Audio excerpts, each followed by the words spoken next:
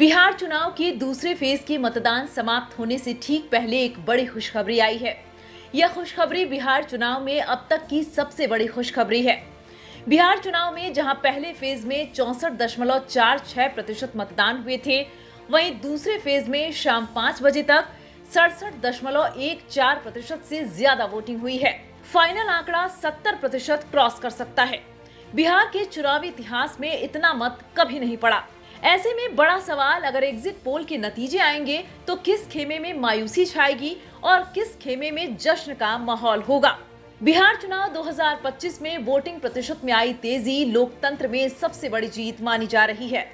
राज्य चुनाव आयोग द्वारा जारी आंकड़ों के मुताबिक दूसरे चरण के मतदान में शाम 5 बजे तक 67.14% से भी अधिक मतदान दर्ज किया गया है। यह आंकड़ा बिहार में अब तक हुए किसी भी विधानसभा चुनाव की मतदान प्रतिशत से काफी ऊंचा है।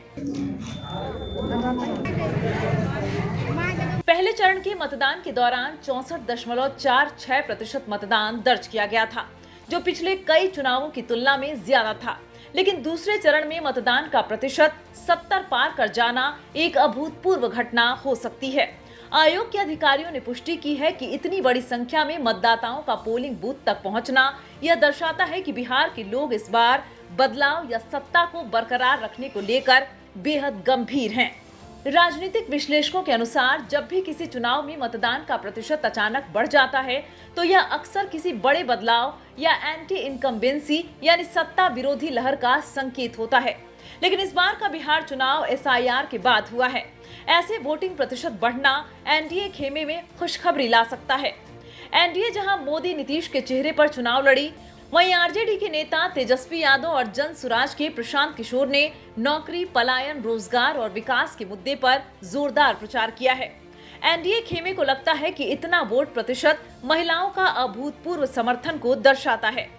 यह भी संभव है कि मुख्यमंत्री नीतीश कुमार की सरकार द्वारा महिलाओं के लिए किए गए कार्यों से प्रभावित होकर महिला मतदाताओं ने बड़ी संख्या में मतदान किया हो। अगर ऐसा होता है तो यह एनडीए के पक्ष में जा सकता है। हालांकि दूसरे चरण के मतदान में सीमांचल के मुस्लिम बहुल और मिथिलांचल की सीटें शामिल थीं। ओवैसी के आने से मुस्लिम वोटों के ध्रुवीकरण का डर भी महागठबंधन के पारंपरिक वोटरों को बड़ी संख्या में बाहर निकालने के लिए प्रेरित कर सकता है। इतने उच्च मतदान प्रतिशत ने दोनों गठबंधनों के लिए अनिश्चितता बढ़ा दी है।